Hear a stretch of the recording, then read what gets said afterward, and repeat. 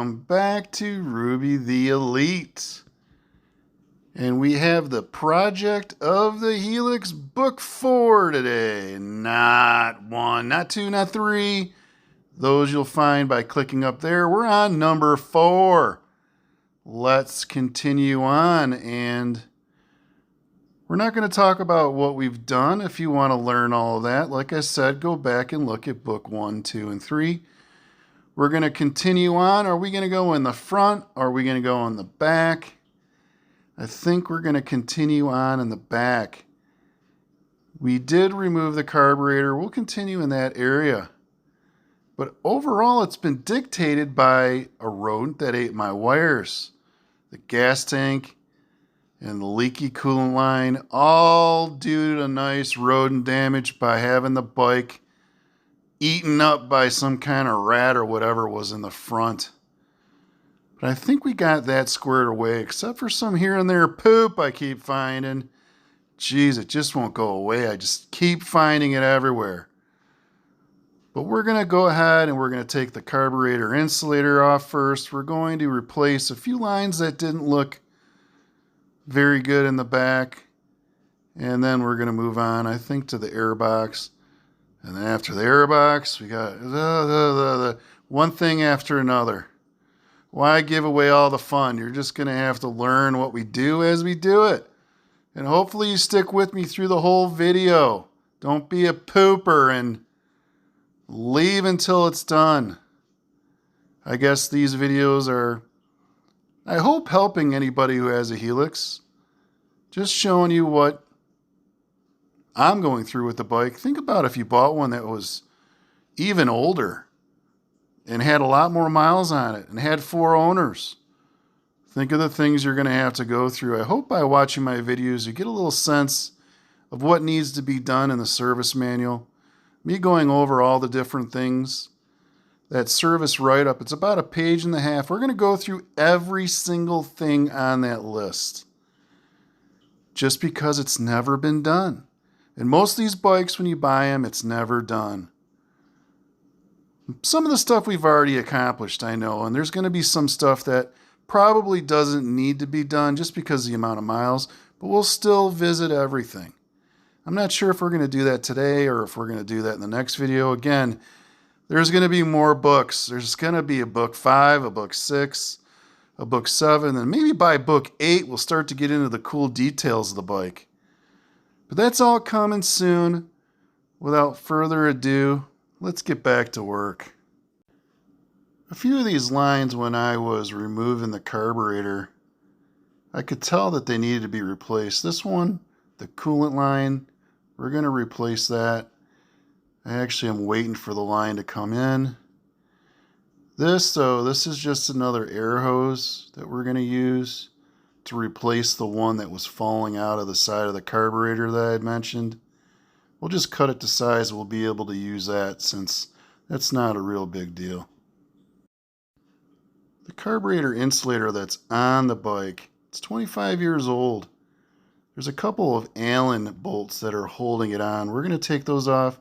We're going to replace it with another Honda part, but we'll talk more about that in a moment. You know, I zoomed in on this. I think I'm going to use some of that crud remover, hopefully to get this all cleaned up.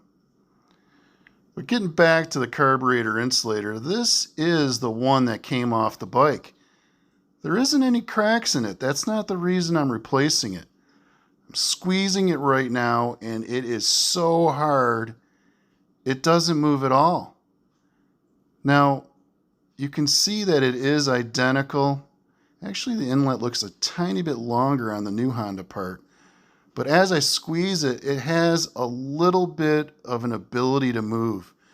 And this being so hard, it's just because it's 25 years old, and that's going to lead to air leaks. I'll show you in a second what I'm talking about with the air leaks, but this is the same part. The inlet is going in the same direction. And compared to the one that I had purchased for the Elite 250, I have to show this to you guys. Don't get it. You see how this is so soft? It's not supposed to be like that. And when you put the 2 holes on each side so they're parallel, you can see how the inlets are not even going in the same direction. Now, you would think, okay, this is maybe for a different bike, but that inlet was going right into the airbox on the Elite 250, so it wasn't for that either. I'll show you in a few minutes what's really wrong with it. I know it's an $11. It's actually even cheaper than that compared to $40, but you get what you pay for. I mean, you can just tell that it's not the same kind of material. It's just all around cheap. I don't know what else to say. Cheap meaning cheap in price and cheap in quality. And I fully admit, learn from my mistake.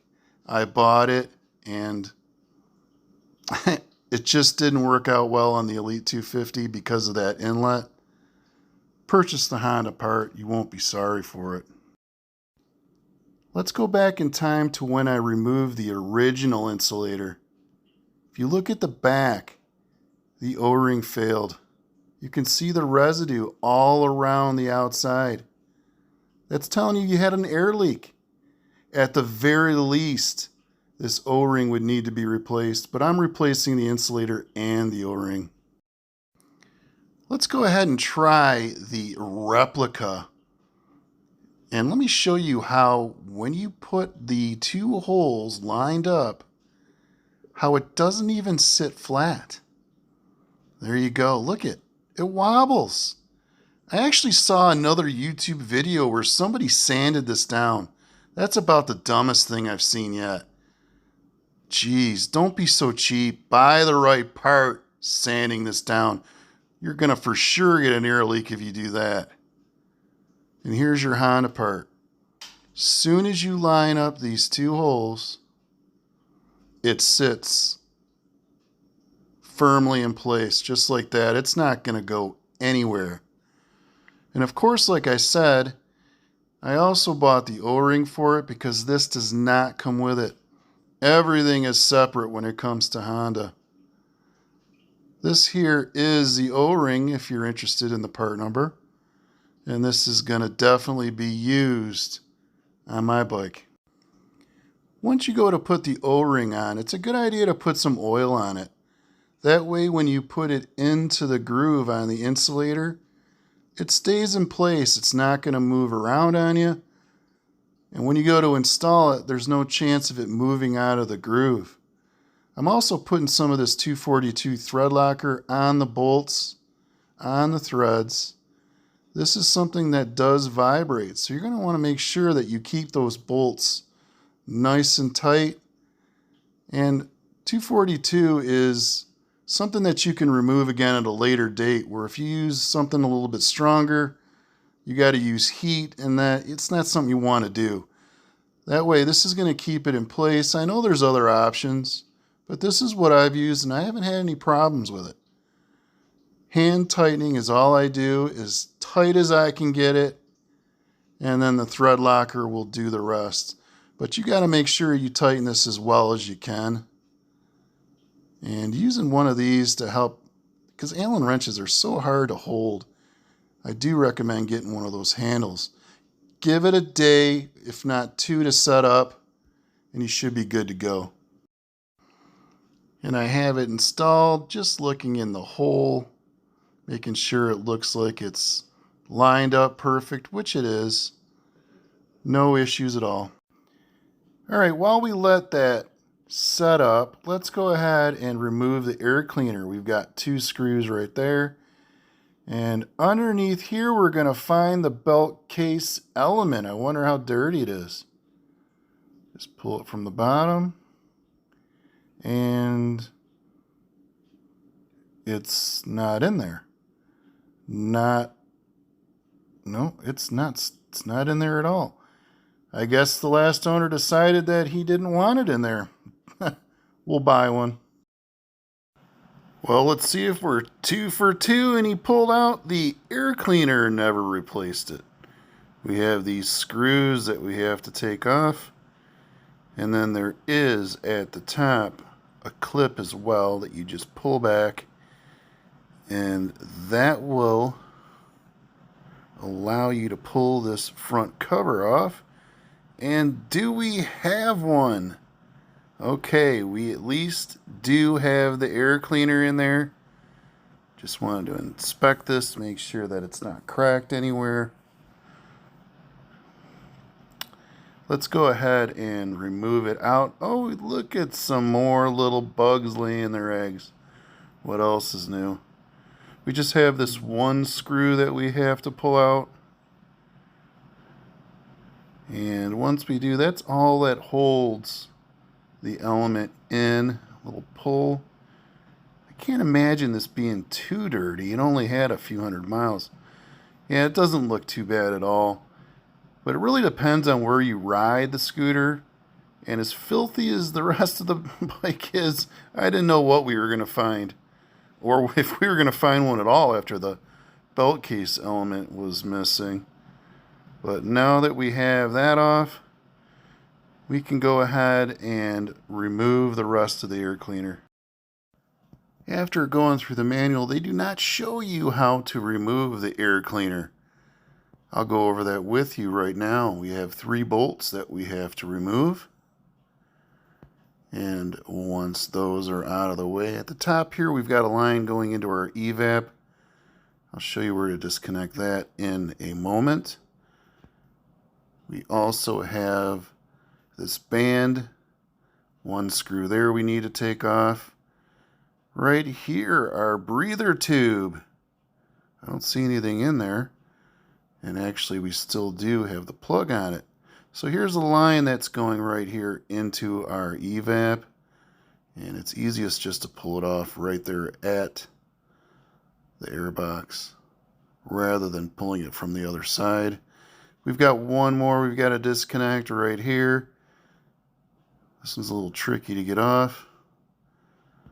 And then we'll just get it out of that squeezed area and get it out of our way. Now we have in the back, we've got to disconnect the line that's going into the crankcase. And with a little moving back and just cut my hand. Back and forth. Pull this off the rest of the way. We have it out. Now we can inspect it and clean it all up. I don't see anything physically damaged, but we'll give it a good cleaning like I said. With the air cleaner completely removed, now we've got all this access beyond the crankcase cover. We're going to go ahead and wipe it all down and make it look beautiful. While we're at it, let's put the new spark plug in too. We might as well. Now you might not see these things because they're covered up when the air cleaner is on there, but I know they're dirty, so we got to clean it. It's just one of those things. I got to clean it if it's filthy. Using that purple Simply Green, it's an awesome degreaser. Just with a microfiber cloth, all that grease and yuck comes off. We just got to get beyond this tire to get the rest of it. That's coming soon. But something I found out that I thought was really cool, these shocks are adjustable. I didn't know the Helix came with adjustable shocks. We'll have to look into that later with our wrench that we have, our shock wrench. But next, we are going to go get our new spark plug. Time to replace that. We'll start by removing the coil. The coil looks to be in good condition. It was on nice and tight. No cracks or anything. That's fine. Now let's go ahead and remove the plug. I'm noticing right away it's a Champion plug. This is my spark plug removal tool. It's for multiple sizes. You just slip on top the plug as so.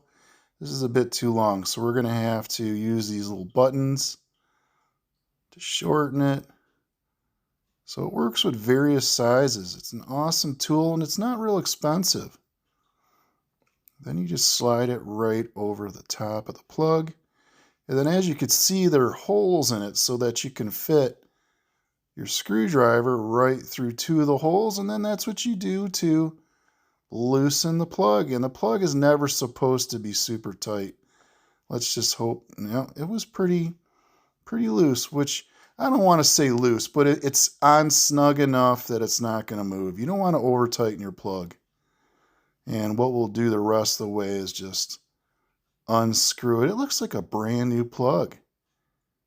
And it's a Champion plug, and I don't think Champion is even an option in the service manual. So that tells me that he replaced this when he was having issues, probably starting the bike, which it was all due to the carburetor filled probably with crap.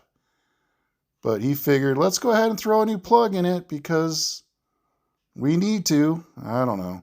But it's definitely not what came in the bike. It should have been an NGK. And you can see RA8HC. That does cross-reference to the standard plug that NGK makes that's in the manual.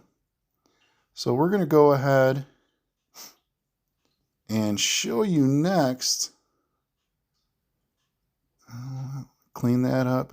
Show you next my spark plug gapping tool. Now, some of you might use feeler gauges, which is fine. I find that it's real easy to use that gapping tool. Check this out, though. I ordered one spark plug from Amazon, and they sent me one box of 10. That's a first. So instead of a $3 plug, I got $30 worth of plugs. The DPR7EA9. That's what they call the high-speed plug in the manual. That's what I bought. There are 3 different plugs depending on your riding: standard, cold climate, and also extended high speed. Also, the plug gap, 0.031 to 0.035 right there. So you slide your plug up right to that point. You make your minor changes, very, very slight bending. I mean slight, just until it reaches the point of where it needs to be. And then you're properly gapped. You don't want to bend that too much because it'll move way out of place if you do, and I've done that before. Go ahead and screw it back in, and we'll use our tool once again, and there you go. All right, it's time to take the crankcase cover off. We've got our 2 real long bolts that we need to remove. And also, once we have this off, we'll be able to get to the final drive oil as well. That's coming up. These are really long, and they're exactly the same as what's on my Elites. Look at this. We've got to replace, this is the cooling belt case setting rubber. Got to replace that too. We need to move the kickstand out of the way slightly, and we've got 2 bolts right here that we need to remove. They're holding a bracket that holds lines in place. Once we have those out, with light tapping with my rubber mallet, eventually this will come loose. The crankcase cover does have, we got to replace that. It does have a band, a rubber band that goes all around it. As you can see, it's reusable. So when you go to put the crankcase cover back on the bike, make sure this is on perfectly. It just slides right on. And if yours looks to be in bad shape or it's missing, you can still order it from Honda. It's number 2 as far as the part, and it's pretty inexpensive. It's only $24. I saw some guy creating one out of silicone on YouTube. Don't do that. Just buy another one. Do it the right way. Now that we have that off, this is your clutch. This is your clutch bell on the front. It's a little blue, which means it's been hot.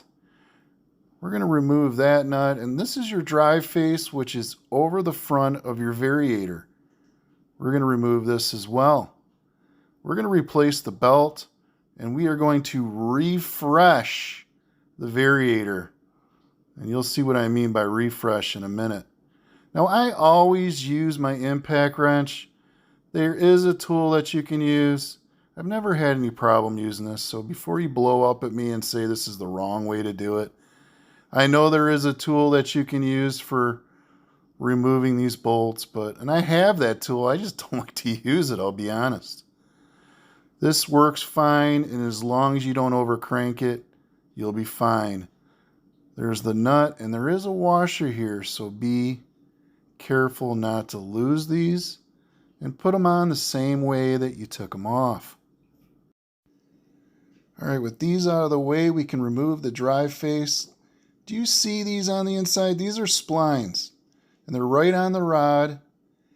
And once you remove the drive face, you could see the little indentions right there where they go on those splines. You got to be very careful to make sure it's nice and snug once you go to reinstall this.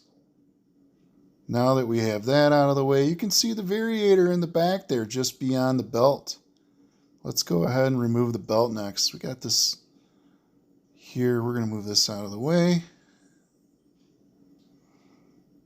And we'll take the clutch off in a minute. Right now we're just going to focus on the variator rather than the clutch and the variator. We'll come back to this. But we'll go ahead and take the belt off. We're going to replace the belt. Why are we replacing the belt? Well, again, 25 years of improper storage. I'm not sure if that had any bearing on this belt, and rather than taking my life in danger, the belt is getting replaced. I don't care if it looks good or it doesn't. I'm going to put a brand new one on because I value my life. Now we see the variator right there. We're going to go ahead and remove it. It's the dirtiest thing on the bike. And why do I say that? Well, we'll get to that in a minute. Let's get this dry boss out of the way. That's the name of this right here. And when you remove it, you can see how it's a little discolored on the inside. Make sure that's the way that you reinstall it. Keep that in mind. Now the variator. Sometimes I call it a variator, but I know it's a variator. And look at the back. We have a grease shield on the back. That's getting thrown away. You can see the grease is all packed in there. What a mess. We need to remove these 3 bolts and get it out of there so we can get a much better look at the inside. Oh, what fun we're going to have. I've been looking forward to this, cleaning out this variator and getting rid of this grease plate. Now, once I remove these 3 bolts, they'll never go back on the bike. Neither will the grease plate. And you're going to see why. Now, none of my Hondas have this. They've all been removed. I want to say 10, 12 bikes. I've removed this grease plate and I've never put it back on. And neither has anybody I've ever rode with. They all do the same thing. It has no use except for this. Take a look at how it held back all the grease. Hopefully it held it all back. As it spun at high speed, anything that came out of here once the rollers moved up went into that grease plate. I can barely pull this off. I mean, there's just so much caked in here. Now that I've removed the ramp plate, that's what this is in my right finger, you could see all of the rollers in here. And what do you notice? Where's the grease? Is it on the rollers? No. It's all pushed to the top. There's next to no grease on this whatsoever. And what it ended up doing by having it in there is it causes a lot of flat spots because sometimes there's so much grease that the rollers, they don't roll. And they just sit there and get pushed up, and over and over and over, you get flat spots. Now, don't get me wrong, rollers get flat spots anyway.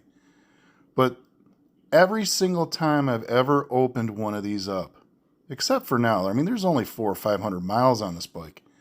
So if there's if there's flat spots already, then we know there's a problem. But look, as I take them all out, it's just all flat. And the grease is just caked and pushed up, because that's what it does. These rollers push up, which in turn push all the grease to the top. There is no reason to put grease in your Variator. I've heard people tell me, well, you know, you need to put in graphite. No, you don't. You don't need to put nothing in here. I have not put anything in mine forever. I mean, you just don't do it, because anything that is in here, especially graphite, this grease is heavy. So that plate, that grease plate, might stop the grease. But if you put graphite in, which is extremely light, then you are just going to have that end up on your belt. You're going to have belt slippage and a lot of other issues. Well, we're going to go ahead and stop right there on the Variator video. We'll continue with that in number 5 of the project of the Helix, book 5. So we've got a lot more to do. Obviously, this is going to turn into a whole series.